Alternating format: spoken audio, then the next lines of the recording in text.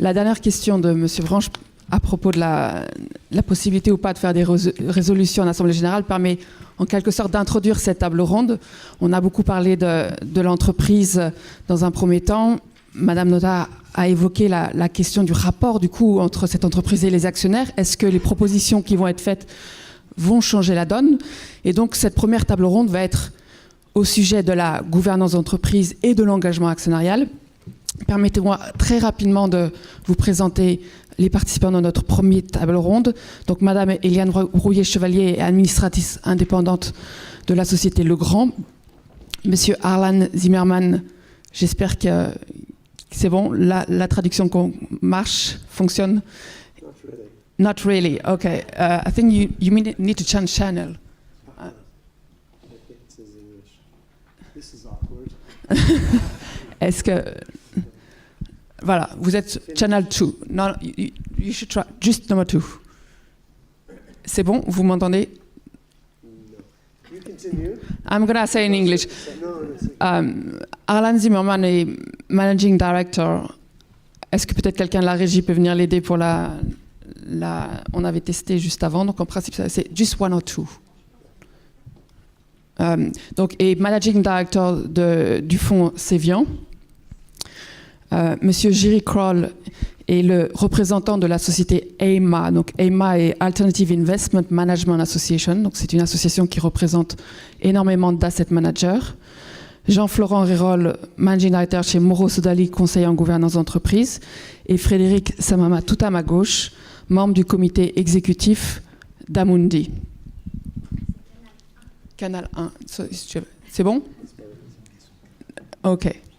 Are you with us, Harlan? Parfait.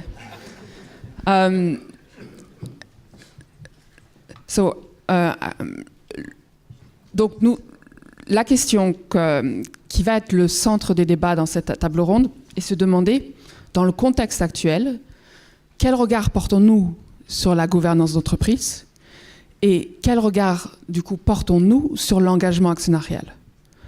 En petite introduction, je vais proposer à Jean-Florent de nous rappeler qu'est-ce que l'engagement actionnarial. Rapidement, Stanislas Guérini avait mentionné l'activisme actionnarial, mais concrètement, quelle déclinaison pouvons donner à l'engagement actionnarial?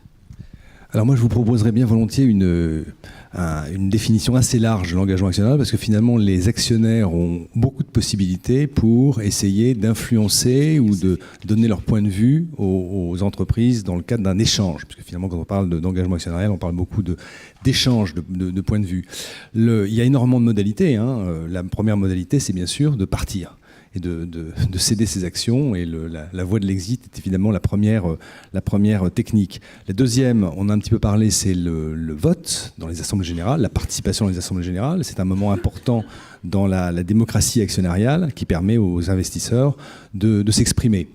Le troisième, toujours dans la gradation en quelque sorte, vous avez le dialogue actionnarial. C'est un petit peu ce qu'aujourd'hui on est en train de rechercher. C'était des dialogues qui sont avant l'AG ou entre deux AG qui permettent aux investisseurs de faire connaître leur point de vue aux entreprises et aux entreprises de mieux s'expliquer sur leur stratégie et la façon dont elles envisagent la gouvernance.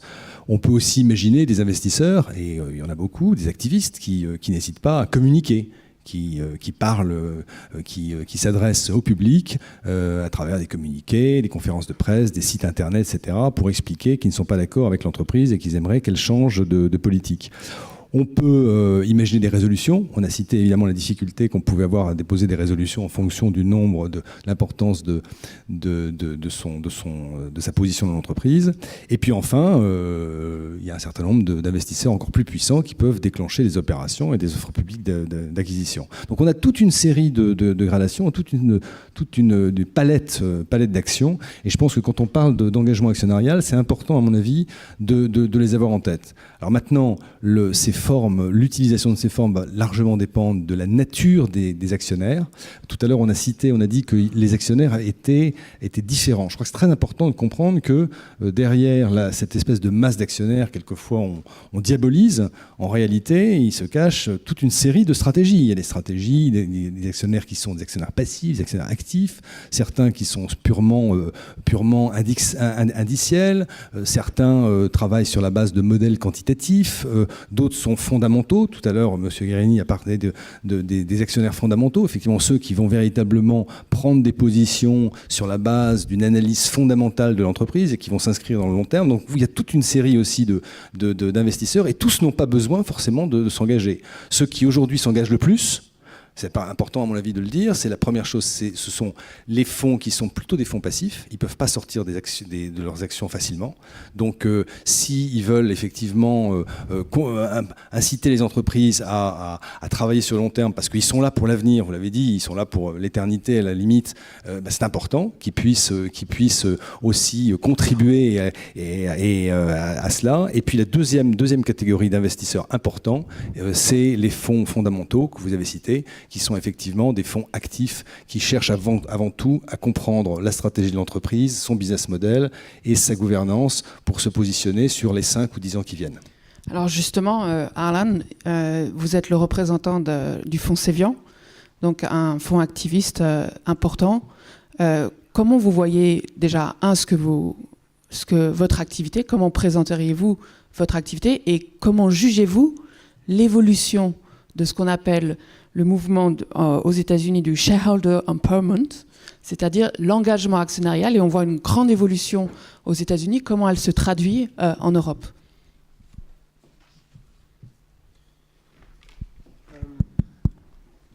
Avec le micro, s'il vous plaît. So I will apologize for speaking in English, but if you heard me speak French, you would prefer the English. First, I think the backdrop has already been commented on, which is the massive growth of index funds and ETFs, which for much of the world are creating a real challenge for governance and ownership. In the US now, some 80% of listed companies have BlackRock, State Street, or Vanguard as their largest owner. It's very similar in the UK with the large companies as well. France has been somewhat protected from this because of the somewhat unique ownership structures that you have here, which we can maybe come back to. But this is a real challenge. And these big index players, of course, they're trying to do a good job of ownership, and they have good people, and they're investing resources. But when they own thousands or even 14,000 companies in the case of one of them, it's a real challenge how to do more than have policies in place that help with a general framework. And so this is part of the backdrop that has created in most places a fragmentation of ownership, and something a colleague of mine has called ownerless corporations. And it creates a bit of a vacuum in most places of ownership, and it places a huge reliance on the board with very little accountability from shareholders. And some boards do a fantastic job despite this lack of accountability. Into this gap have stepped many different types of investors who get put under the label of activism.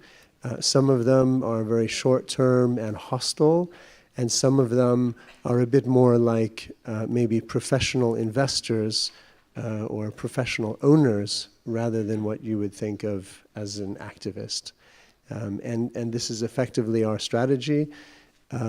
We have a small portfolio of 10 to 12 companies that we have about 30 people focusing on, and so we're able to treat each company with the importance that it deserves, much more like an owner rather than an investor. And I can say more at another point if that's appropriate. Thank you, Alan. So you have mentioned about the need for accountability of the board members and the company toward the shareholders. So maybe I'm gonna ask Jerry de nous évoquer. I'm gonna switch in French. D'évoquer en fait pourquoi, quelle est l'importance en fait des actionnaires dans la gestion de l'entreprise selon votre vision, et qu'est-ce que du coup, pourquoi c'est aussi important selon vous de protéger leurs droits.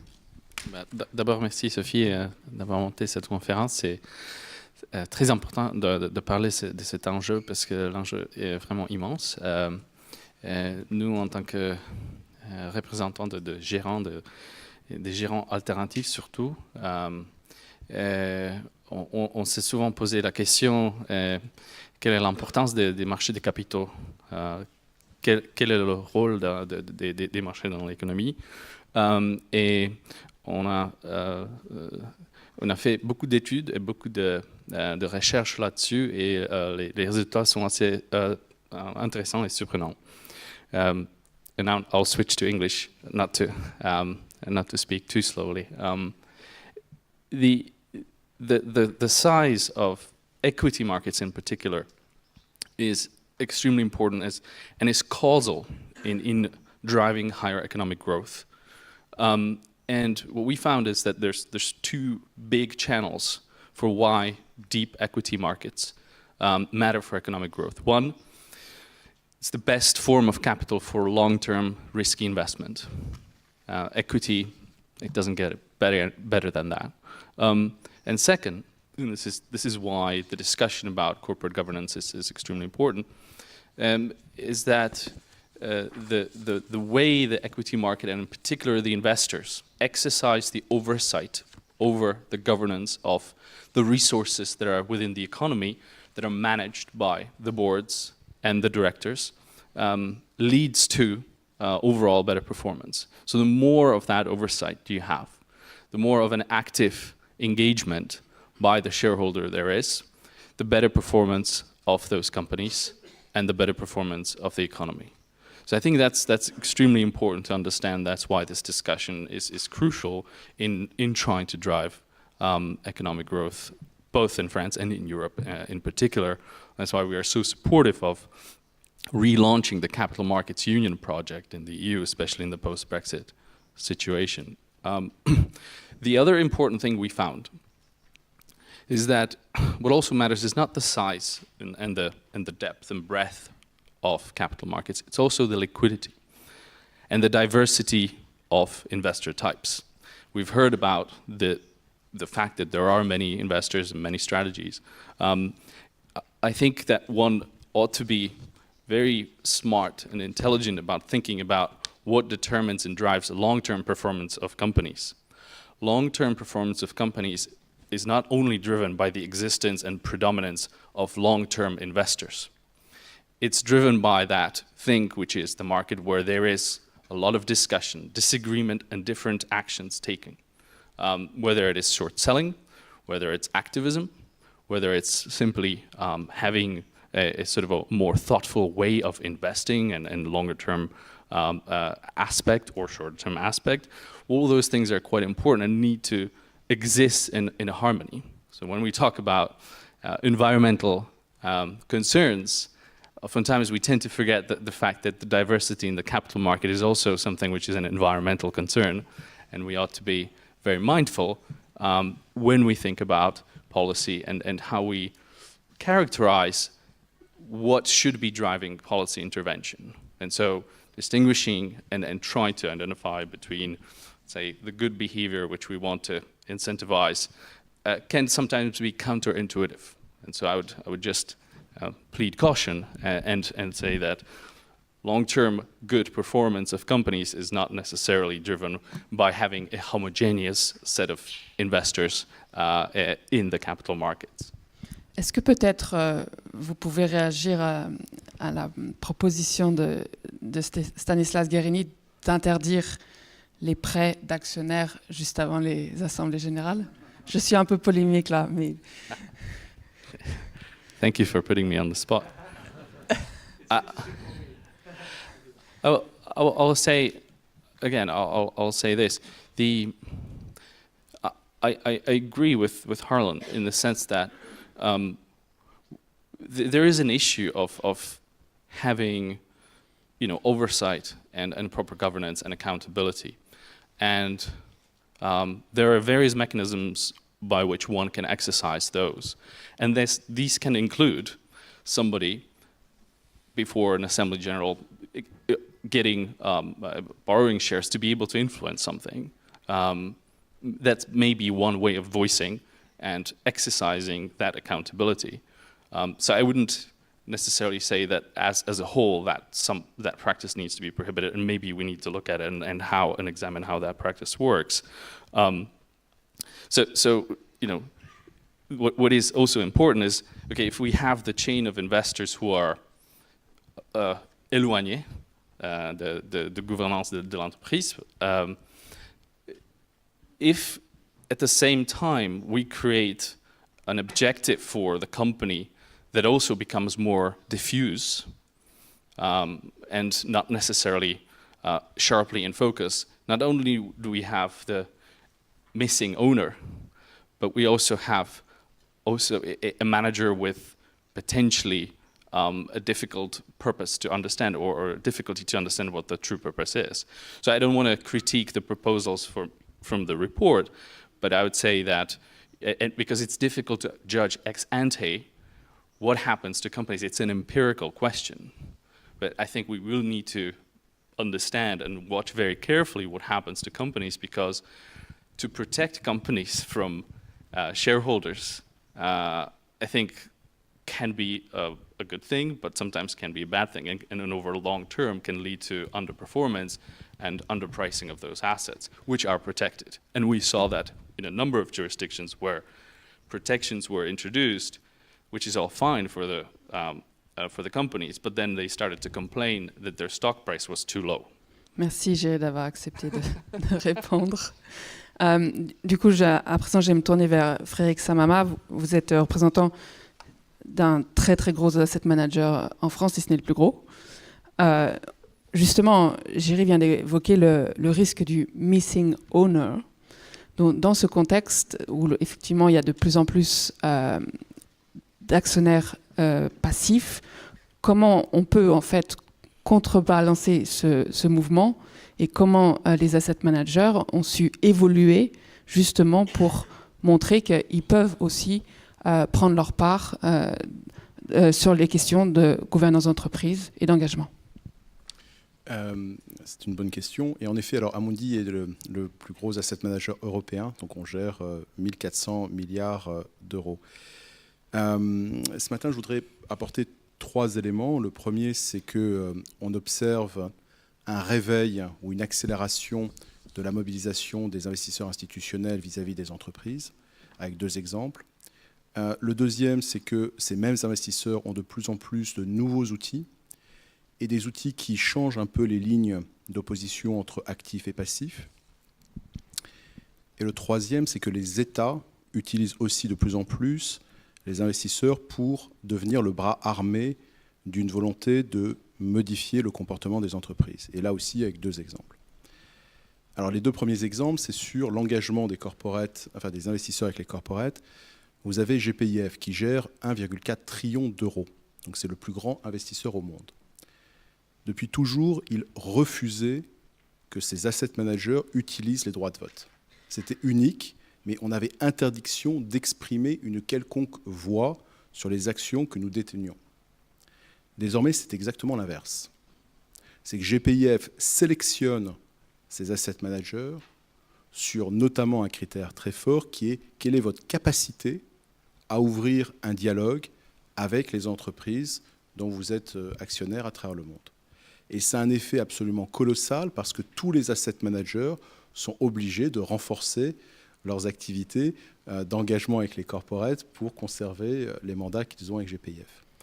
Deuxième exemple, c'est sur le climat. On a parlé, c'est l'exemple même du risque sociétal. Là, ce n'est pas un exemple unique, c'est plutôt l'association d'investisseurs. Au One Planet Summit du 12 décembre dernier, a été lancée sous l'égide de CalPERS, une association qui réunit désormais plus de 250 investisseurs représentant 30 trillions de dollars. 30 trillions de dollars. Et ce qui est passionnant avec ce groupe, c'est qu'ils ont décidé de engager un dialogue avec les sociétés qui sont les plus polluantes à travers la planète. Donc plutôt que d'intervenir individuellement, ils ont décidé de mettre leurs forces en commun.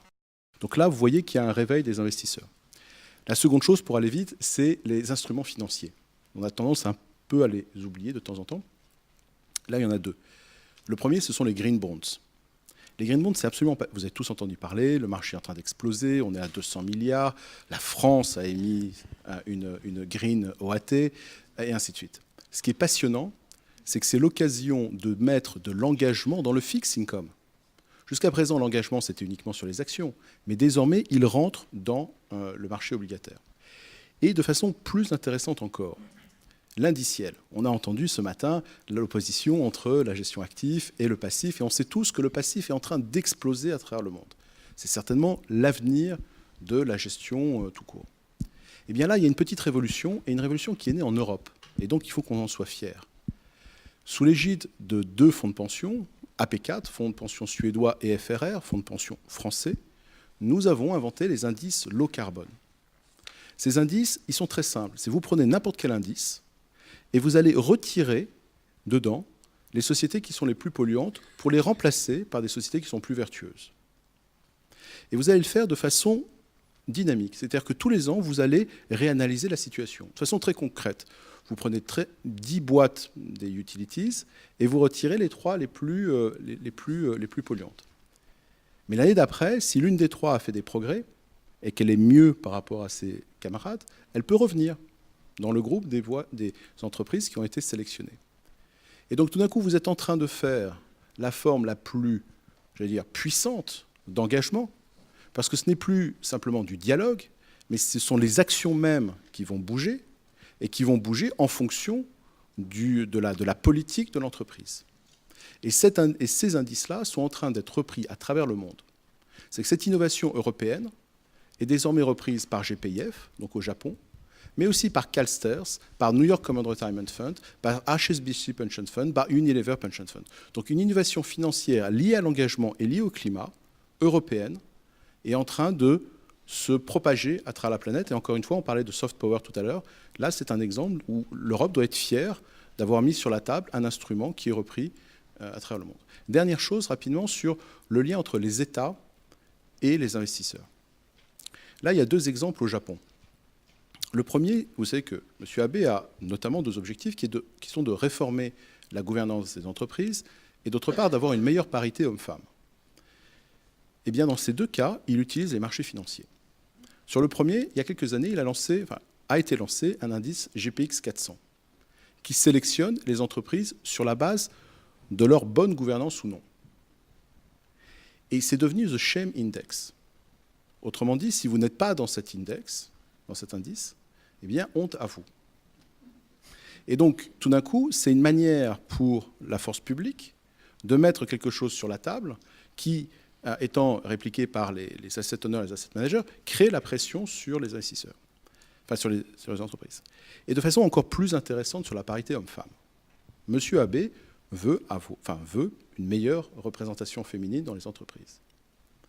Et là, tout d'un coup, comme par hasard, il passe une loi qui rend obligatoire la data auprès des corporates. Donc, comme par hasard, tout d'un coup, toutes les entreprises japonaises doivent communiquer sur le ratio parité homme-femme. Comme par hasard, des études sortent qui montrent que si vous avez une bonne parité, vous surperformez le marché. Donc on est en train de translater un sujet sociétal en un sujet de risque. Comme par hasard, sont émis des indices exactement sur la technologie que j'ai décrite avant, sur les indices low carbone, mais là, sur la thématique de la parité homme-femme. Et comme par hasard, GPIF, le plus grand fonds de pension, décide de répliquer ces indices. Et donc, par là même, vont aller faire la pression sur les boîtes japonaises qui n'ont pas la bonne parité homme-femme. Donc vous voyez qu'il y a une sorte de continuum qui est en train de se mettre en place au Japon. C'est un cas absolument passionnant de symbiose entre une volonté politique et la mobilisation des marchés financiers, avec quelques règles assez importantes, qui est de respecter une notion de risque, parce que la finalité de beaucoup d'investisseurs, c'est de générer des returns pour leurs pensionnaires. Donc s'ils peuvent réduire les risques, ils sont dans leur fonction d'utilité, de l'innovation financière, du leadership. Et à ce moment-là, vous avez une force de frappe qui est absolument colossale. Merci Frédéric. Donc si on vous écoute, non seulement donc, du côté on va dire des actionnaires dits activistes ou pour le moins plus engageants, on voit une évolution apparaître, mais aussi il y a une réaction des fonds indiciels, des investisseurs dits passifs, afin de proposer en fait des clés pour faire évoluer les modèles de gouvernance. Absolument. Et encore une fois, je tiens juste à renforcer ce point, c'est que l'Europe est leader. La gestion passive est plutôt une invention américaine qui remonte aux années 70, mais ce mariage de l'indiciel et du thématique est européen. Et pourquoi ça a énormément de force, juste d'un mot, c'est que tous ces sujets dont on parle, qui sont la gouvernance, le climat, sont des sujets qui nécessitent du temps long. Et si vous arrivez à créer des indices qui vont réduire ces risques sans changer l'exposition de marché à court terme, vous générez une forme d'option gratuite pour les investisseurs, ou autrement dit, vous leur permettez de commencer à jouer ce facteur à long terme sans être impacté à court terme. Donc c'est très puissant parce que ça remet du temps long sur un facteur qui va se réaliser que justement sur le long terme. Donc d'un coup, c'est une technologie qui est parfaitement adaptée à toutes les problématiques dont nous parlons. Merci à vous. Je vais me tourner vers Madame Rouy-Chevalier. Du coup, on voit ces deux tendances. Je vais juste demander... Comment vous, en tant qu'administratrice d'une très grande entreprise française, comment vous percevez cette évolution des actionnaires, cette diversité? Comment, selon vous, les conseils d'administration doivent s'adapter, du coup, à ces nouveaux interlocuteurs? Oui, merci Sophie. Alors, en fait, tout le débat qu'on a là, c'est d'essayer de mesurer l'influence des investisseurs institutionnels sur le pilotage de l'entreprise et de la stratégie de l'entreprise. Et ce que l'on a pu constater ces dernières années, c'est l'évolution de l'équilibre entre une approche shareholder value, donc valeur actionnariale, et une approche stakeholder value. Et la difficulté à trouver le juste équilibre entre les intérêts des uns et des autres. Cela a évidemment plusieurs conséquences. Une conséquence sur la communication financière des sociétés cotées en particulier, qui de plus en plus communiquent au-delà de la performance strictement financière et intègre de plus en plus ces données qu'on appelle extra-financières. Le cloisonnement qui a existé encore très fortement entre des investisseurs avec un prisme plus sociétal, environnemental, gouvernance, est en train de se répandre davantage vers les investisseurs mainstream qui comprennent bien qu'au travers d'une analyse plus fine des enjeux de l'entreprise sur ces dimensions de gouvernance, d'environnement ou sociétaux, les éclairent davantage sur leur prise de risque et donc intègrent ces analyses dans leur grille d'appréciation des risques. Donc ça, c'est une première conséquence. Et une deuxième conséquence, qui là, évidemment, revient à la gouvernance et au conseil d'administration, c'est comment essayer d'aligner les intérêts des actionnaires avec les dirigeants et notamment en termes de rémunération. Il vous a évidemment pas échappé que de plus en plus la rémunération des dirigeants repose sur des critères qui sont comme par hasard des critères de création de valeur, de croissance, d'amélioration de marge, et que là encore, il faut trouver le juste équilibre des choses. Tout cela dans un environnement de société civile, d'opinion publique, qui est très attentive à ce qu'elle peut juger à tort ou à raison, mais c'est un fait, des situations qui peuvent être excessives. Et là, les conseils d'administration sont amenés aussi à expliquer les positions qu'ils ont pu prendre. Tout cela donc sur un fond, on l'a abondamment rappelé, et parce que c'est une réalité cuisante des 10 dernières années, la montée des fonds dits passifs et les ETF, que les entreprises voient moins, tout simplement parce que c'est leur modèle qu'elles ont choisi. Elles ont choisi de répliquer un indice. Donc, elles n'ont pas besoin de mettre en place des ressources d'analystes pour comprendre les fondamentaux de l'entreprise. Elles essaient d'être plus présentes, en revanche, du côté gouvernance au moment du vote en Assemblée générale. Et c'est toute la difficulté aussi pour les entreprises, les conseils d'administration, qui ensuite peuvent être sollicités précisément pour aller expliquer, en particulier, la rémunération des dirigeants. Moi, je crois que toute entreprise et tout conseil d'administration doit veiller à ce qu'il y ait une diversité de sa base actionnariale. On le rappelait tout à l'heure, les fonds passifs sont présents dans plus de 90% des sociétés cotées. Ils prennent entre 1 et 5% du capital. C'est à la fois peu, c'est à la fois beaucoup. Mais ça veut dire qu'il y en a quand même 95% par ailleurs. Et donc, aux entreprises, au conseil d'administration, de veiller à avoir une diversité de profils d'investissement, de profils d'investisseurs qui ont des attentes qui peuvent leur correspondre à leur prise de risque qui est très déterminée. Je pense qu'on aura l'occasion de revenir, mais voilà, en propos. Merci à vous. Donc, justement, peut-être pour directement rebondir sur ce que vous dites, madame, je vais me tourner à nouveau vers Arlan. By definition, you focus on only few companies when you decide to invest.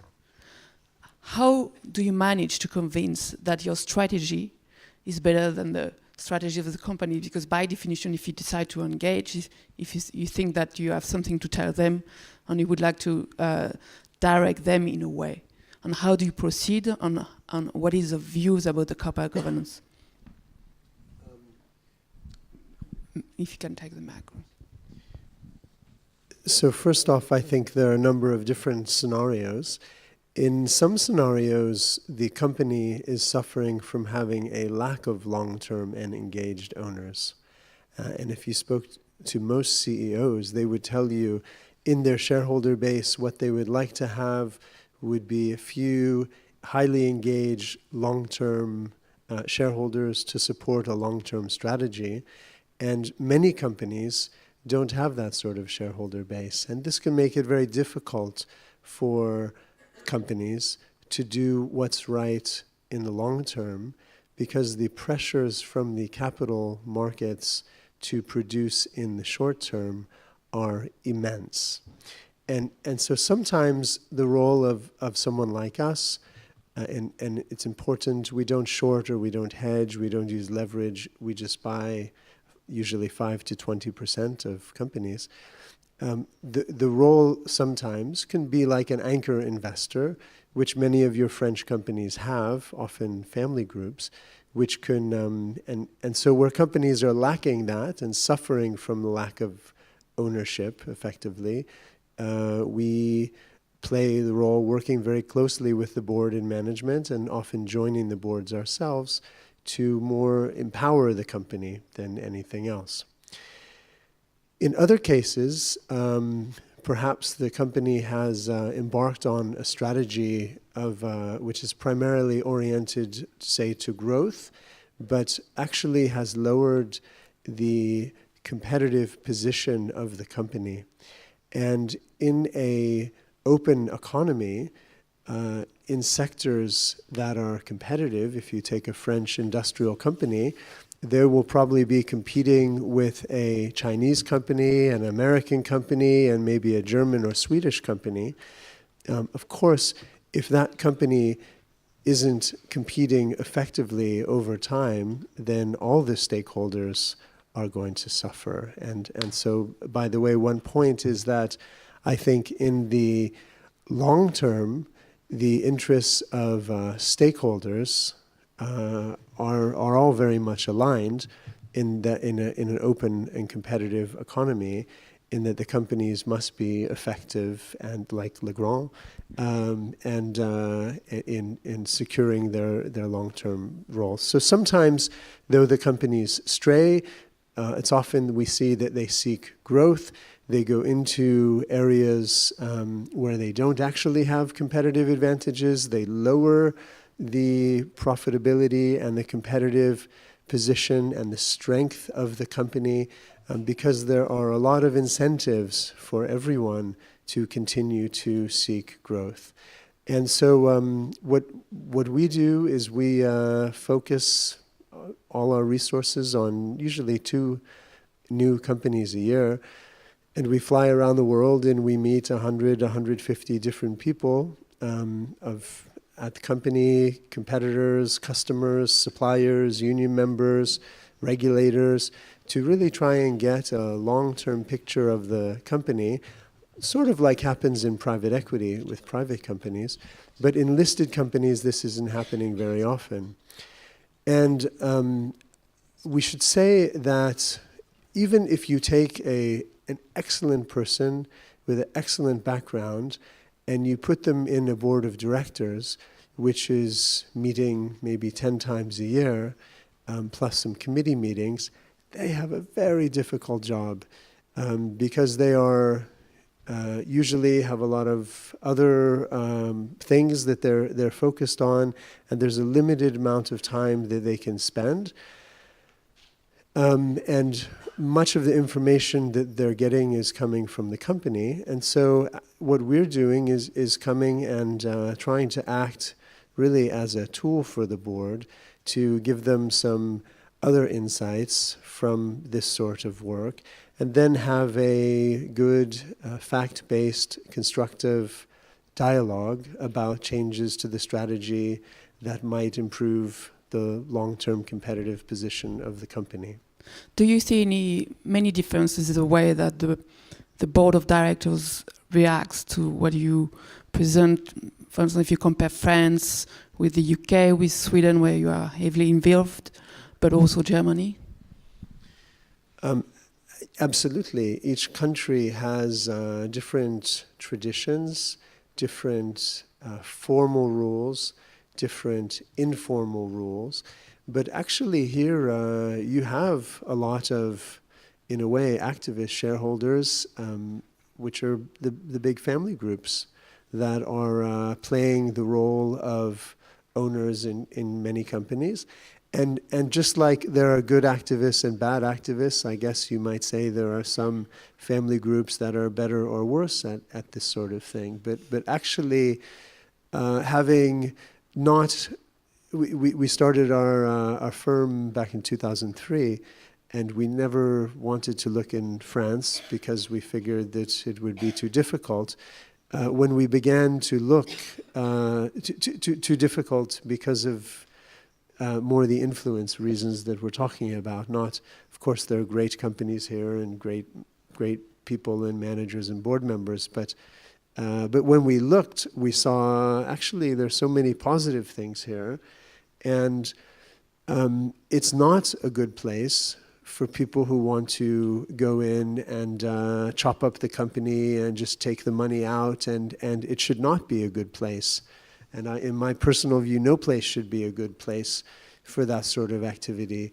But for investors who want to come in and play an active role in supporting a good long-term strategy for the company, we've actually found it a very good place. Merci, Alan. I'm gonna just... Je vais me tourner vers... ou Jean-Florent, vous avez le micro, pardon. Sorry, you can keep it. Alan vient d'être positif, assez positif par rapport à la France. Selon votre point de vue, qu'est-ce que vous pensez peut être encore amélioré dans ce dialogue entre actionnaires et administrateurs et de manière générale dans la gouvernance d'entreprise en France? Je pense que la position de Céliane est quand même assez particulière parce qu'on a affaire à un investisseur qui est extrêmement actif et qui a des idées en fait sur la stratégie des entreprises et qui veut la pousser. Tout à l'heure, on parlait de finalement la diversité avec laquelle les investisseurs travaillent. Tous les investisseurs n'ont pas tous des opinions très tranchées sur ce qu'il faut faire. Et d'ailleurs, certains ne recherchent absolument pas à avoir d'opinion. Enfin, je veux dire, une grande majorité d'investisseurs cherchent à simplement comprendre quel est le projet de l'entreprise. C'est finalement à l'entreprise généralement, c'est au management, au board, au conseil d'administration, de définir sa politique. Et c'est ensuite aux investisseurs de se prononcer. Si le narratif est intéressant, si le projet est intéressant, l'investisseur va venir. Sinon, il va choisir une autre opportunité. Donc je pense que la majorité quand même des sociétés se trouve plutôt confrontée à une diversité, une base actionnariale qui est faite. Moi, j'ai l'habitude de simplifier les choses, de dire il y a des investisseurs qui sont des investisseurs mécaniques, des investisseurs opportunistes et des investisseurs fondamentaux. Les investisseurs mécaniques, c'est les fonds indiciels, les quants, qui eux, commencent à s'engager, et ce sont ceux d'ailleurs qui ont le plus d'opinion généralement sur la gouvernance des entreprises. Aujourd'hui, on citait BlackRock ayant, je sais pas, 80% de ses fonds actifs, ses fonds passifs. Ces sociétés, ces investisseurs ont des politiques de vote, ont des convictions sur la gouvernance et avant tout cherchent à comprendre comment est-ce que l'entreprise prend ses décisions et comment le board travaille. Rien que cette interaction est extrêmement positive, parce qu'elle oblige les entreprises à se justifier, à expliquer comment elles travaillent. Donc déjà, ce premier segment d'investisseurs est extrêmement utile et fait progresser la gouvernance. Il y a un deuxième segment d'investisseurs qui sont les fonds plutôt actifs mais très opportunistes, et eux ne sont absolument pas intéressés aux fondamentaux de l'entreprise. Ils sont intéressés par le news flow, ils sont intéressés par ce que l'entreprise, le cours de bourse peut faire dans les heures qui viennent. Donc ce ne sont pas des gens qui sont très intéressants pour les entreprises, mais cela dit, ce sont des gens qui sont essentiels dans la fabrication de la liquidité, bien entendu. Donc c'est pas du tout, il ne faut pas du tout les négliger. Ils ont un rôle différent simplement parce qu'ils ont une stratégie qui est différente. Et puis la troisième catégorie, c'est des fonds fondamentaux, c'est des investisseurs actifs fondamentaux, des investisseurs de conviction, et eux, ils veulent s'engager avec les entreprises, pas uniquement sur la gouvernance, mais sur la stratégie, parce que quand ils prennent des décisions d'investissement, c'est parce qu'ils estiment que la société est capable de croître de 20%, 30% peut-être en termes de cours de bourse sur les années qui viennent. Et donc ils ont besoin de comprendre finalement qu'est-ce que l'entreprise leur propose. Et donc là encore, on a affaire à un engagement qui est un engagement beaucoup plus professionnel, beaucoup plus détaillé. Et c'est ça l'évolution de la gouvernance. Quand tu me poses la question de savoir comment tout ça va s'améliorer, je pense que quand on regarde ce qui se passe aujourd'hui au niveau de l'engagement de ces grands fonds, soit des fonds mécaniques passifs, soit des fonds fondamentaux, ceux qui vraiment discutent avec les entreprises. On s'aperçoit que ce sont des fonds qui cherchent de plus en plus à aller dans la profondeur des discussions. Et les discussions sont intéressantes. Alors encore une fois, ça dépend naturellement des investisseurs, ça dépend des entreprises.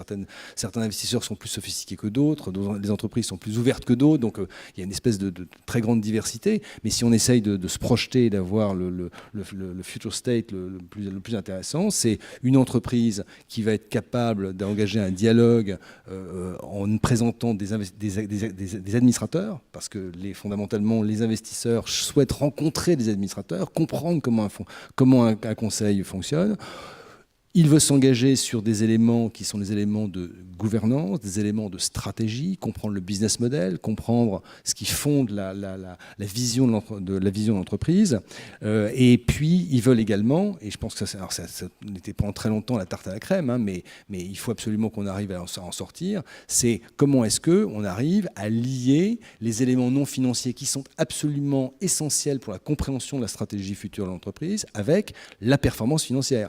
Si on n'arrive pas à démontrer que la stratégie ESG est une stratégie qui, dans les 5 ans, dans les 10 ans, va pérenniser le business model de l'entreprise, on n'arrivera pas à vraiment mobiliser ni les investisseurs, ni d'ailleurs les équipes internes des entreprises, hein, qui resteront essentiellement axées des développements durables. Je rajoute un aspect sur la gouvernance qui est très important, c'est qu'au cours de cet engagement, il y a en fait des engagements qui sont pris par l'entreprise. C'est-à-dire qu'en fait, lorsque l'entreprise n'est pas très bonne sur tel ou tel point, lorsque l'investisseur écoute l'entreprise, naturellement donne un certain nombre de souhaits, l'entreprise qui prend des engagements, elle doit les suivre, elle doit les respecter. Elle ne le fait pas suffisamment, selon vous? Ça dépend des entreprises, mais je pense que les investisseurs sont très à l'affût de ce que les entreprises vont faire à la suite de ces engagements.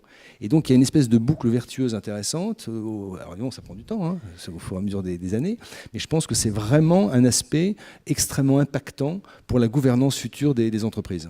Merci, mais Jean-Florent, vous avez dit très rapidement, et donc je vais essayer de le souligner, est-ce que selon vous, en France, on voit plus qu'ailleurs les membres dits exécutifs du conseil d'administration et pas assez les membres non exécutifs? Alors, quand vous parliez de voir rencontrer les investisseurs... Aujourd'hui, c'est vrai que l'engagement, et là je parle des engagements à l'occasion peut-être des préparations d'Assemblée Générale, se passe généralement entre effectivement le secrétaire du Conseil, l'Investor Relations et les grands investisseurs et les structures de gouvernance de grands investisseurs. Ce qu'on observe, c'est qu'il y a une demande de plus en plus importante de la part des investisseurs de rencontrer des board members. Ils veulent rencontrer des administrateurs parce que c'est vrai qu'ils veulent essayer de comprendre comment le conseil fonctionne. Ils veulent essayer ils veulent qu'en quelque sorte qu'on soulève un peu le capot et qu'on explique un petit peu qu'on explique comment tout ça fonctionne. Et c'est vrai que d'avoir en face de soi des administrateurs, on voit tout de suite si le conseil d'administration vit réellement ce qui est décrit ou c'est superficiel et c'est artificiel. Et ça, c'est un énorme challenge, à mon avis, pour les administrateurs qui vont devoir de plus en plus interagir avec les investisseurs. Et ça ne sera pas la peine, je pense que c'est totalement illusoire de penser leur donner le bon vocabulaire ou leur donner quelques cours sur qu'est-ce que les investisseurs voudraient entendre. Je crois qu'ils ne se laisseront pas faire. Je crois qu'il y a un vrai enjeu qui est que le conseil d'administration doit réellement vivre une bonne gouvernance de manière à être capable d'en parler de manière authentique aux investisseurs. Sinon, ce caractère artificiel va forcément ressortir. Merci Jean-Florent. Du coup, je vais me tourner vers Madame Rouillet-Chevalier. En tant qu'administrateur, avez-vous accès directement, alors administrateur non exécutif, justement, avez-vous accès aux investisseurs? Êtes-vous sollicité? Pensez-vous qu'il va y avoir une évolution de ce côté-là? Et de manière générale, comment jugez-vous l'évolution de la gouvernance d'entreprise des sociétés françaises ces derniers temps? Il y a un mot qui n'a pas été encore prononcé, c'est le mot confiance. Et il aurait dû être prononcé depuis longtemps parce que tout ce que l'on essaie de faire entre des actionnaires existants ou potentiels et les dirigeants de l'entreprise, c'est établir une relation de long terme et de confiance. Jean-Florent, tu parlais de l'entreprise s'engage dans des performances, donne des guidance, donne des objectifs financiers et pas que financiers. Elle doit dire ce qu'elle va faire et elle doit surtout faire ce qu'elle a dit, sinon le lien de confiance est rompu potentiellement pour très longtemps et on sait que c'est très difficile à reconstruire. Donc, le lien de confiance repose sur une relation long terme, de sincérité et d'authenticité. C'est pas de l'angélisme et je pense que les entreprises françaises n'ont vraiment pas à rougir par rapport au modèle anglo-saxon sur le fait d'avoir des gens compétents, que ça soit des investor relations, que ça soit des dirigeants qui sont aguerris à aller expliquer leur stratégie et on sait combien elle est de plus en plus complexe dans un monde de plus en plus complexe où il fait être très réactif. Donc, il y a des gens compétents, il y a des gens qui ont des convictions et qui savent les défendre. Et c'est de ça dont on parle. Et c'est ça qui fait que la relation, elle existe depuis sur du long terme. Ensuite, le point d'aller voir un administrateur pour avoir un peu plus d'insight sur justement quels sont les travaux du conseil, comment sont évaluer la contribution de chacun des administrateurs. pourquoi pas. Je mettrais tout de même un warning sur le fait qu'il faut que ça soit fait de manière très organisée, contrôlée. Vous savez qu'on est tous soumis à la directive MAR, Market Abuse Regulation, tout ce qui est autour de l'information privilégiée. Si l'investisseur veut aller voir un administrateur, c'est qu'il n'est pas satisfait suffisamment du niveau d'information qui lui est donné. Donc il y a un risque à aller chercher une information qui n'est pas publique et donc privilégiée. Ça, c'est un premier point. Organisé parce que il faut que l'administrateur, effectivement, il n'y ait pas de dissonance dans le discours qui peut raconter par l'entreprise et du coup risquer de provoquer plus de bruit qui trouble finalement l'investisseur que plutôt de l'éclairer. Et enfin, il ne faut pas mettre en position difficile les dirigeants aussi, qui sont là pour mettre en place la stratégie qui a été approuvée par le board. Donc, vous me demandiez si j'ai été approchée. Non. Peut-être un jour, je n'en sais rien. Ça peut dépendre des difficultés ou les difficultés qui peuvent être perçues par les investisseurs et un certain degré d'insatisfaction, j'en sais rien. En tous les cas, nous sommes chez les grands tout à fait organisés pour. Si jamais il y avait une demande express d'un investisseur, à ce moment-là, ça revient au conseil parce qu'on est très soucieux de la responsabilité collégiale du conseil. Et donc, à ce moment-là, le conseil donne un mandat, en quelque sorte, à l'administratrice, puisque nous avons une administratrice référente, pour éventuellement parler aux investisseurs sur des sujets qui tournent plutôt sur la gouvernance. D'accord, donc c'est une administratrice référente qui n'est pas une administratrice exécutive, du coup. Elle n'est pas exécutive. D'accord.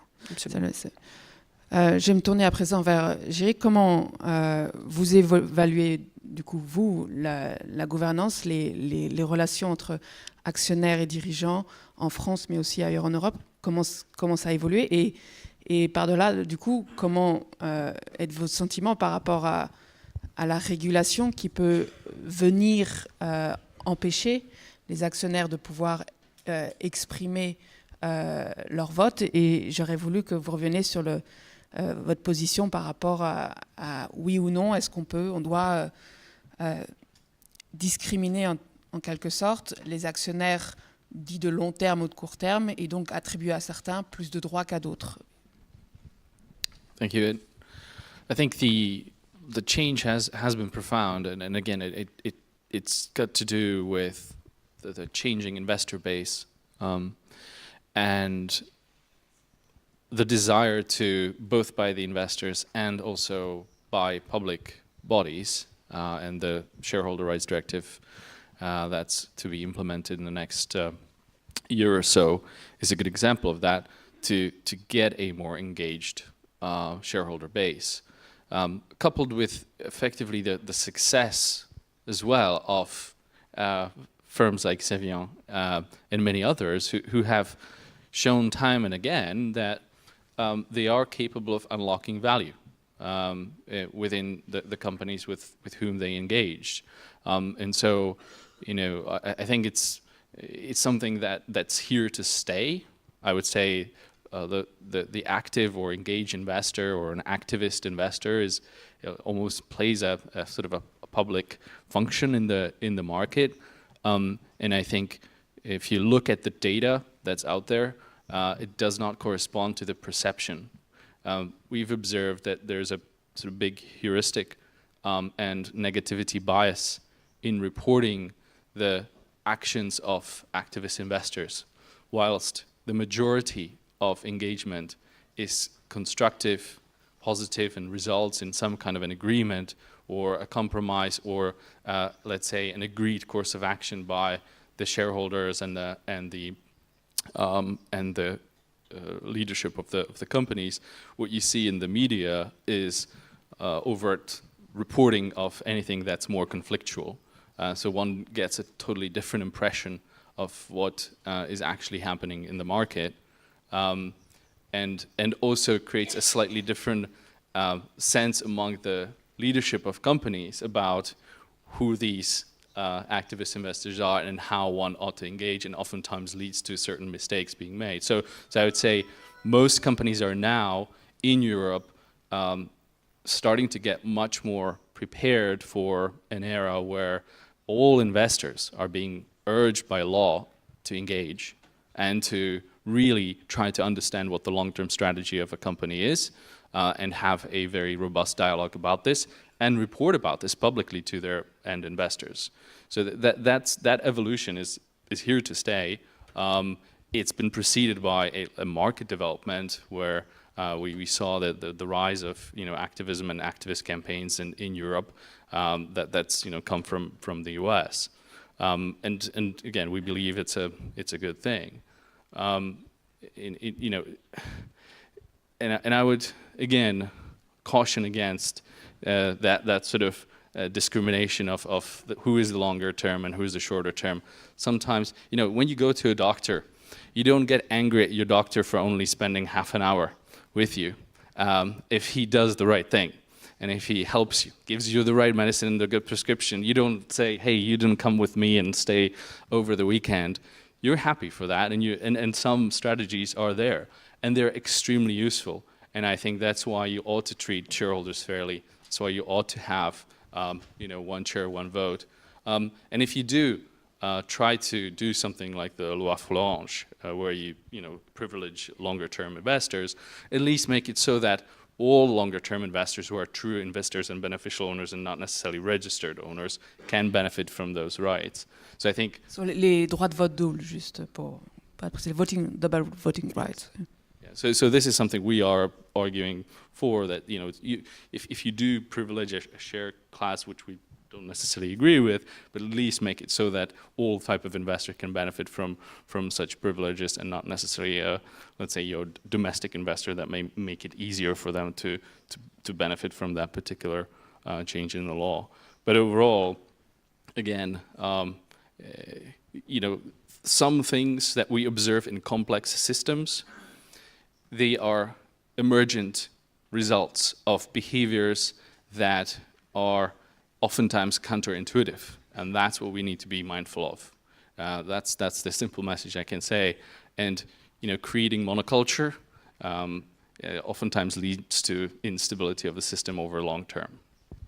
Donc, si je résume bien, au nom de la diversité des différents actionnaires et de l'intérêt que peuvent avoir différents types de stratégies, qu'elles soient de long terme ou court terme, le principe une action, un droit de vote, selon vous, Prévost, c'est le signal que vous envoyez aux législateurs au premier rang. Du coup, je vais me tourner à nouveau vers Frédéric, parce que, outre le fait que Frédéric s'occupe de l'asset management, comme vous l'avez compris, et des investisseurs, et est un investisseur passif, à ses heures perdues, et je vous avoue, je ne sais pas toujours quand il peut le faire, c'est un auteur prolifique qui a écrit avec Patrick Bolton, qui est professeur à l'Université de Columbia, un article faisant la promotion des loyalty shares, justement pour trouver une solution qui soit meilleure que simplement le droit de vote double, mais du coup qui quand même avantage certains types d'actionnaires par rapport à d'autres. Oui, l'idée est vraiment très simple, c'est qu'on a dit très clairement qu'il fallait une diversité d'investisseurs, et ça c'est très clair. Les investisseurs de court terme apportent la discipline, la liquidité, et ainsi de suite. Ce qui est aussi très clair, c'est qu'on a besoin d'investisseurs de long terme. Parce que si vous parlez du climat ou de la gouvernance, ce sont des sujets qui vont se matérialiser peut-être dans 5 ou 10 ans. Et donc il faut qu'ils aient un espace mental qui leur permette d'aller regarder ces questions-là. Et là, on a un problème. On a un problème parce que quand vous regardez la durée moyenne de détention d'une action sur le New York Stock Exchange, vous voyez que dans les années 60, c'était 8-9 ans, et que la graphe, il est comme ça, c'est-à-dire qu'au début des années 80, avant le high frequency trading, avant les marchés de capitaux et ainsi de suite, eh bien, c'était tombé à 18 mois. Et en effet, les investisseurs de long terme sont devenus une denrée rare, et c'est pour ça qu'en effet, la plupart des corporates sont en train de les chasser à travers le monde. Donc on a désormais une forme de déséquilibre, c'est que la structure de marché est devenue réellement court-termiste. Un exemple concret pour vous montrer l'impact de ce court-termiste, c'est qu'il y a 3 ans, le grand fonds de pension néo-zélandais a décidé de regarder la question climat. Le CEO devient convaincu et demande à ses équipes de travailler dessus. Et la personne en charge dit, mais cette question climat, finalement, on en entend parler depuis 50 ans, donc ça doit bien être reflété dans les prix. Les marchés sont efficients, et ainsi de suite. Donc il se dit, bon, je perds un peu mon temps avec cette demande de mon CEO. Et donc, il se dit, mais je vais quand même appeler mes contacts à Wall Street. Buy side and sell side. Et comme c'est le plus grand fonds de pension néo-zélandais, il parle à tout le monde. Goldman Sachs, Morgan Stanley, Credit Suisse, tout le monde. Et là, il leur pose une question très simple. Dans vos modèles, vous, analystes sur les utilities et les sociétés pétrolières, comment est-ce que vous intégrez le risque climatique?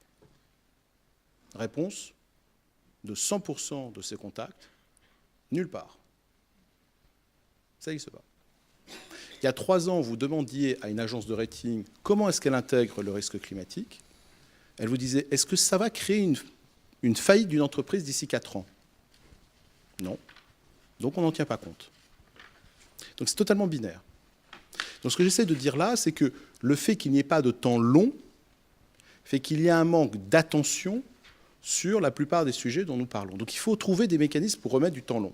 Et ce n'est pas facile. Il n'y a pas de solution miracle parce qu'il y a tout un écosystème qui est plutôt en faveur du court-termisme.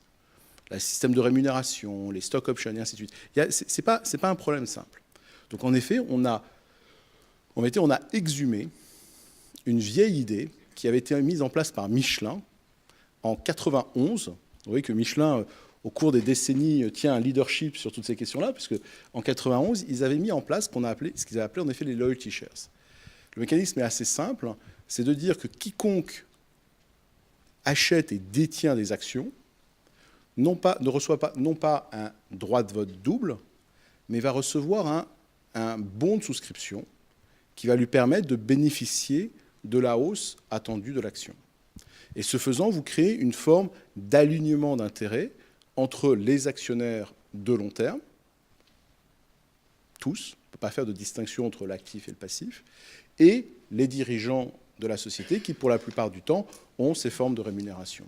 Et il y a plein d'effets secondaires positifs, c'est que vous recréez la liquidité alors que vous avez gelé des actions, vous réduisez la volatilité, et ainsi de suite. Ce n'est pas une solution parfaite, encore une fois, on n'en a pas trouvé, mais celle-ci a le mérite au moins d'être concrète et d'essayer de donner un incentive financier à ceux qui jouent le job ou le rôle d'essayer d'en effet penser concrètement le long terme de l'entreprise. Et juste pour finir, cette idée a traversé l'Atlantique et désormais la proposition numéro 9 du dernier livre de Joe Stiglitz, Rewriting the Rules of the American Economy, qui à l'époque était la plateforme que proposait Joe Stiglitz pour la candidate Hillary Clinton. Donc cette idée très française a traversé l'Atlantique et s'était retrouvée dans le programme économique de la candidate démocrate. Oui, parce que Patrick Bolton, même s'il a un nom très américain, est français. Donc c'est mérité d'être précisé. Franco-américain. Merci Frédéric. On a encore un peu de temps et je voudrais me tourner vers l'audience pour qu'elle puisse s'exprimer. Monsieur là-bas, je vais demander du coup au micro d'arriver. J'ai noté aussi Madame Pasquette. Le micro arrive. Dans la thématique de la table ronde qui est encore affichée au-dessus de vous, il y avait le terme contentieux. Et donc je voulais savoir à quoi pensiez-vous ou quels étaient les risques auxquels vous pensiez quand ce terme contentieux était apparu dans le cahier des charges de la table ronde. Alors c'est vrai que on a fait évoluer nos discussions depuis le premier titre. Le point, c'était de savoir, c'était une des critiques qui avait été formulée au moment de la réécriture des articles 1832 et 1833 du Code civil, c'est-à-dire en élargissant l'objet social, est-ce qu'il y avait un risque, du coup, que les dirigeants puissent engager leurs responsabilités parce qu'un des investisseurs considère qu'il n'a pas assez embrassé une des causes qui est prévue dans le nouvel article tel qu'il est rédigé. Peut-être que Madame Eliane, est-ce que vous aurez une idée Alors c'est vrai qu'on prend on the spot parce que du coup j'avais évacué la question pendant les discussions, mais est-ce que ce contentieux est réel et si vous n'avez pas forcément la réponse, je vais aller me tourner vers les deux professeurs de droit que je vois dans... ouais, si peut-être qu'ils... Là, je ne sais pas si Alain Pietrancosta, que je vois au fond, vous avez un avis sur le risque de contentieux. Si le micro peut lui parvenir en faisant un signe de la tête, ou peut-être Jiri, si vous voulez réagir. I think when I look at our members, I see always a lot of very smart people and a lot of smart people who often disagree. If you create objectives that are multiple for the organization, you are increasing the possibility of some of those objectives not necessarily always being aligned.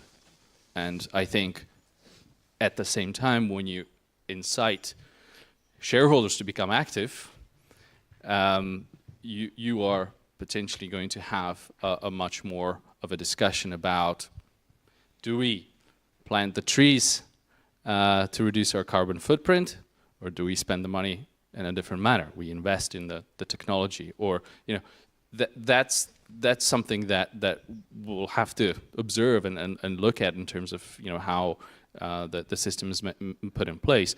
But the fact of increasing the number and type of objectives and also inviting shareholders to become more active and demanding in how the companies will meet those objectives will most likely lead to quite a lot of discussion and sometimes disagreement about which objectives should be privileged, if there is a trade-off, and how do you then resolve that, right? How does the law function in resolving those contentious moments? And I think it's going to be maybe a lot of work for Sophie in the future. Thank you. Maybe Alain Pietrancosta, professeur donc à la Sorbonne, est-ce que vous avez un avis sur est-ce qu'il y a un risque de contentieux à ouvrir la possibilité d'élargir du coup le champ des objectifs donnés aux dirigeants d'entreprises françaises? Alors le risque contentieux a été au cœur des discussions et des auditions, aussi bien à Bercy qu'ensuite dans la commission Nota-Sénar. C'était un des arguments forts en défaveur de l'extension de l'intérêt social à l'intérêt d'autres catégories de parties prenantes. Alors l'exemple avait été souvent donné du Companies Act anglais qui effectivement oblige les administrateurs à considérer l'intérêt des autres parties prenantes, mais en défaveur de l'extension de la solution anglaise en droit français, pour en avoir discuté avec des collègues anglais, il n'y a pas de droit privé d'action, de private right of action, de la part des représentants de ces catégories de stakeholders d'attaquer un conseil d'administration d'une société anglaise parce qu'ils n'auraient pas suffisamment pris en considération leurs intérêts. Et donc, contre la transposition de la solution anglaise en droit français, nous avons plutôt milité pour, s'il fallait modifier l'article 1833, parler non pas des intérêts des catégories de parties prenantes ou des types de parties prenantes, mais plutôt de dimensions ou d'enjeux sociaux, sociétaux ou environnementaux, justement pour minimiser le risque contentieux. Parce qu'en droit français, si on inscrivait dans l'article 1833 la prise en considération des intérêts des parties prenantes, on crée immédiatement un droit privé d'action représentant des parties prenantes. On n'a pas cette protection que les Anglais ont. Donc effectivement, dès qu'on étend l'objet social ou l'intérêt social, on crée un risque contentieux mécanique, mais je crois que dans la dernière mouture de la proposition Nota-Sénar, le risque est quand même relativement maîtrisé. Mais on n'est pas évidemment à l'abri d'une mise en cause de la responsabilité pour non prise en compte suffisante de ces dimensions économiques, sociales, environnementales. C'est un enjeu fondamental. Merci à vous, Alain Pietrancosta. Marie-Jeanne Pascat, ensuite, professeur Couret, je vous ai vu lever la main. Oui, alors moi j'ai un site Internet, un petit média qui parle justement de l'engagement actionnarial des actionnaires et notamment des actionnaires individuels. Je regrette un peu qu'on ne parle pas beaucoup d'actionnaires individuels dans le débat actuel, parce que ces actionnaires individuels, ils représentent quand même 8% du capital de 13 grandes entreprises du CAC 40, donc ce n'est pas tout à fait négligeable. Vous parlez, monsieur Semana Mama, du fait qu'il y a assez peu d'actionnaires de long terme, mais est-ce que vous savez quand même que les actionnaires individuels possèdent leurs actions environ 4 ans, donc on peut parler là de long terme, je crois. Une question, s'il vous plaît. Alors la question, c'est moins une question que le fait que je remarque que les banques préfèrent vendre au guichet des fonds d'investissement plutôt que des actions ou ouvrir des PEA. Donc j'aimerais savoir ce que M. Semama, notamment, qui a pour actionnaire le Crédit Agricole, compte faire pour que ça change. Parce que en 10 ans, le nombre d'actionnaires individuels a été divisé par 2 en France. On peut se dire que dans les 10 prochaines années, il peut peut-être être multiplié par 2. Donc c'est aussi peut-être une solution. Merci à vous. Alors la sagesse appelle à ce que je ne commande pas ce que fait mon actionnaire, ce que vous pourrez comprendre naturellement. Sur la détention par les particuliers, vous avez raison, c'est une classe dont nous n'avons pas parlé. Il est aussi à noter qu'on a une évolution absolument majeure depuis le lendemain de la guerre. C'est qu'aux États-Unis, en 1945, vous aviez à peu près 93% des actions qui étaient détenues par des particuliers. Et au début des années 2000, c'était tombé à 25%. Donc en réalité, vous avez raison que ça reste un phénomène important, mais pour prendre le marché américain, sur celui sur lequel j'ai des statistiques, en réalité, on a eu l'explosion évidemment des fonds de pension et des asset managers qui sont finalement une création assez récente, autour des années 70. Et il y a des raisons aussi politiques à ça, c'est que le pouvoir politique était très heureux d'avoir des véhicules qui viennent intermédier ou coaliser, j'allais dire, les particuliers, notamment pour réduire les coûts. Donc voilà, je voulais juste dire. Professeur Couret, je vous ai vu lever la main.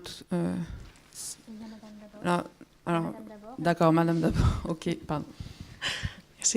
I'll ask my question in English. Can you just introduce yourself? Yes, that's what I'll do. My name is Elizabeth Soubelay, and I'm the co-founder and co-manager of a small French company. I'm French-American also. You spoke about, it was interesting, about how in our law right now we're talking about adding a specific mission, or the possibility to add a specific mission, so 1833, or if we should leave that more general.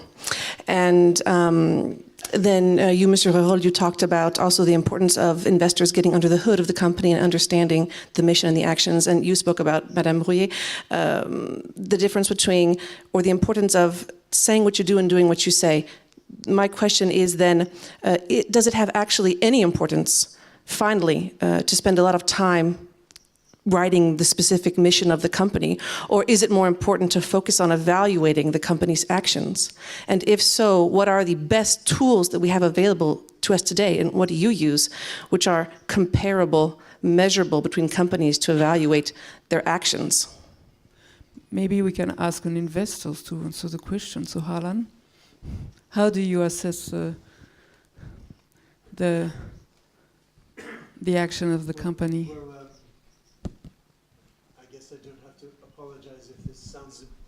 I don't have to apologize if this sounds a bit controversial, since probably you would like a little bit of controversy. I think there's nothing wrong with having a stated mission for, or a purpose rather, for a company, but I think there are lots of lawyers and consultants and other smart people who can create missions, purposes that don't necessarily change behavior. And I think there's again, it's not that it shouldn't be done, but it's not a panacea to, because the companies will craft things that give them a very wide latitude. And we can see this with other governance. It's like the governance reports sometimes of the companies. So I think the act of doing it doesn't solve the problems. Of course, there can be some companies that are really committed to these things, and shareholders should have an interest in making sure that they're doing the right things, whether or not they have a stated purpose. So, yeah, that's the hard part. Absolutely. I mean, I don't have an answer for a asset management company that has 5,000 companies, even if they have 50 really good, well-intentioned people in their governance department, and even if they're assisted by ISS and other people, their policies and the policies will work in some cases, but in other cases. So we take a very different approach, but it's not one that most people can take, as I said, which is we have roughly 30 people for 10 companies. And so we have the time, and it is our mission to dig under the hood and try to understand what people are really doing and why. And if we believe that value and improve competitiveness can be changed by doing something about it, then it's our mission to do something about it. Oh, sorry. Votre question est évidemment... j'ai un peu du cours. Merci. Qu'est-ce qu'il mesure? Moi, ma réponse, c'est sûrement pas le cours de bourse. Sûrement pas le cours de bourse. Et plus ça va, moins l'indicateur, à mes yeux, en tant qu'administratrice, est le cours de bourse. C'est justement quel est le rôle de l'entreprise. C'est tout le débat qu'on a actuellement, et c'est pas par hasard s'il vient aujourd'hui. C'est finalement, qu'est-ce qui fait que je serai une entreprise qui va attirer des talents, qui va attirer des personnes qui sont mobilisées pour un vrai projet d'entreprise, créateur de valeur parce qu'il en faut, mais ensuite, la question de l'équilibre de cette répartition de la valeur, c'est quelle entreprise qui a une vision suffisamment long terme pour anticiper quelles seront les répercussions d'une organisation du travail où manifestement le salariat sera moins important qu'il ne l'est aujourd'hui. Une entreprise qui anticipe les questions de réchauffement climatique qui ne sont pas suffisamment sérieusement pris en discussion au sein probablement des conseils d'administration et des investisseurs. Une entreprise qui a une vraie vision long terme et qui partage cette vision long terme avec des investisseurs de plus en plus éduqués pour comprendre que les enjeux sont tellement complexes aujourd'hui qu'on doit les anticiper dans une vision longue avec des résultats courts, enfin, avec des choses visibles aussi. C'est encore une fois toute une question d'équilibre. Pouvoir délivrer des signaux comme quoi ça commence à délivrer qu'à court terme, il y a des choses qui sortent, mais aussi dans une vision recadrée, dans un contexte de plus long terme. One other big evolution in the asset management world is the enormous availability of data and that is being created and how asset managers are using that. The word quantamental is something of a fad word nowadays in the sense that investors are trying to get hands on any kind of data, just the accounting and market prices and all that sort of financial disclosure is just one tiny part of this. And so companies are being watched, so to speak, from many different angles, whether it is their interaction with customers, how they treat their suppliers, and all that stuff is being integrated in the way that asset managers decide. And the companies may not be as aware of it. Thank you, Jerry. Sorry. Jean-Florent, rapidement. Oui, moi, juste en termes effectivement de suivi finalement des performances d'une entreprise, je crois que le vrai sujet, et je suis pas totalement d'accord, je pense qu'in fine, le cours de bourse est quand même assez révélateur. Si l'entreprise a communiqué suffisamment à ses investisseurs, le marché devrait quand même à peu près comprendre ce dont il s'agit. Je rappelle quand même que à peu près 40% des cours de la valeur des entreprises actuellement est explicable uniquement sur la base des cash flows que ces entreprises sont capables de générer au-delà de 10 ans. Donc, si vous voulez, il y a quand même pour moi, les investisseurs tiennent compte quand même un petit peu du long terme, je pense. Mais du point de vue de l'entreprise, ce qui me semble très important, c'est que l'entreprise ait une vraie conviction sur la façon dont elle va créer de la valeur sur le long terme. Et ça, je trouve que, enfin, moi, je suis un ancien évaluateur, je trouve que fondamentalement, cette conviction n'existe pas. À partir du moment où on a une conviction sur la façon dont on crée de la valeur, on sait quels sont les paramètres non financiers, extra-financiers, qui vont avoir un impact sur cette création de valeur. Et il y a 5, 10, 15, 20 éléments. Et simplement, il faudrait que l'entreprise, si elle veut communiquer proprement à ses investisseurs et leur permettre de suivre dans la durée les performances qu'elle est capable qu'elle promet, eh bien, il faut que l'entreprise soit claire sur comment est-ce qu'elle veut créer la valeur, quels sont les éléments extra-financiers qui vont venir au support de la valeur et qu'elle soit en mesure de les donner au marché régulièrement pour permettre aux investisseurs de comprendre que la promesse qui est faite, parce que fondamentalement les entreprises de son côté font une promesse aux investisseurs, une garantie. Donc il faut une promesse, il faut un narratif. Ils ne donnent pas de business plan, c'est aux investisseurs de faire leur propre business plan. Ils donnent un narratif, et ce narratif, il faut pouvoir le suivre dans la durée grâce à ce qu'on pourrait appeler des leading indicators qui seront révélateurs du succès de la stratégie d'entreprise. Mais tant qu'on n'a pas fait cette espèce d'analyse interne sur comment est-ce qu'on crée de la valeur, quels sont les paramètres clés, c'est très difficile, à mon avis, de communiquer correctement aux investisseurs. Merci Jean-Florent. Je vais prendre la dernière question, forcément courte, parce qu'on est un peu en retard. Alain Couret.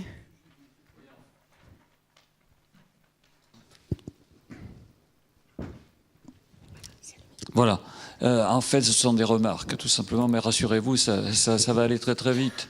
À partir de ce qu'on a dit tout à l'heure, à partir dès lors que 1833, l'article se remplit de concepts très vagues, où l'on dit qu'au-delà de l'intérêt commun des associés, il faut ajouter l'intérêt ceci, l'intérêt cela, etc. Bien évidemment, on va donner prise à des contentieux demain. Qui voudra contester aura une base légale pour le faire, et en plus, à partir de concepts mous dont il pourra tirer tout ce qu'il voudra. Bon, je ne sais pas ce qui se passera exactement, mais le risque s'accroît. Deuxième remarque, ce que l'on n'a pas dit, c'est que d'une certaine manière, cette nouvelle rédaction, qui est censée protéger essentiellement l'environnement et les parties prenantes, va donner au manager une discrétion managériale extrêmement importante, puisque au fond, qu'est-ce qui peut dire que lorsque j'agis, quand j'agissais pour l'intérêt commun des associés, on voyait bien ce qu'il fallait faire quand même, ou je pouvais même m'égarer, mais c'était une faute de gestion. Là, on me dit, je vais être jugé sur une stratégie qui prendra en compte toute une série de facteurs et d'éléments extrêmement disparates. Donc, il me semble qu'en termes de pouvoir des dirigeants, il y a un accroissement qui va leur être accordé, et avec des conséquences qui seront difficiles à apprécier. Enfin, il sera extrêmement difficile de dire, est-ce que l'intéressé a respecté ceci, a respecté cela.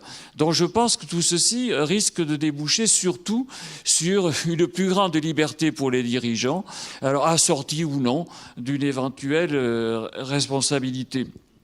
Troisième remarque, on oublie un petit peu que salariés et actionnaires sont un peu embarqués sur le même bateau quand même depuis très très longtemps, parce que à vouloir multiplier les objectifs, on en viendra tôt ou tard à prendre en compte tellement d'objectifs que ceux des salariés vont être aussi négligés. Et ma toute dernière remarque, c'est sur quand même l'histoire du capitalisme français. Je ne suis pas du tout d'accord avec ce qu'a dit tout à l'heure notre premier orateur, qui évoquait le fait que la société était conçue comme une agence au profit des actionnaires. Hélas, je ne suis plus tout à fait jeune, donc je me rappelle d'une époque quand même, qui n'est pas si ancienne, l'époque où on parlait en France de la contrainte de l'actionnaire. C'est-à-dire que le capitalisme français était beaucoup plus orienté vers l'intérêt général, les actionnaires étaient très maltraités. C'est à une époque assez récente, avec la financiarisation de l'économie, qu'on a commencé commencé à instaurer cette idée que le capitalisme serait plus ou moins guidé par une exigence actionnariale importante. Mais historiquement, ce n'est pas vrai du tout.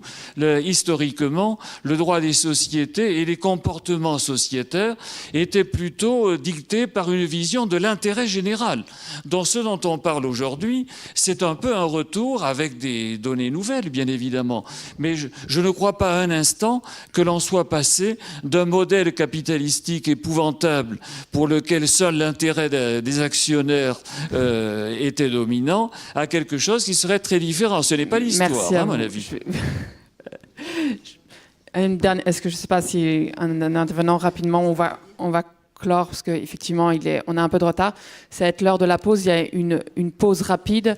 Dans 20 minutes, pas plus, on se retrouve pour la deuxième table ronde qui abordera la question de la protection des actionnaires minoritaires, donc dans le prolongement du premier débat, et avec une perspective très concrète, notamment les cas de fusion-acquisition. Donc restez avec nous et on se retrouve dans un instant. Merci à tous nos intervenants.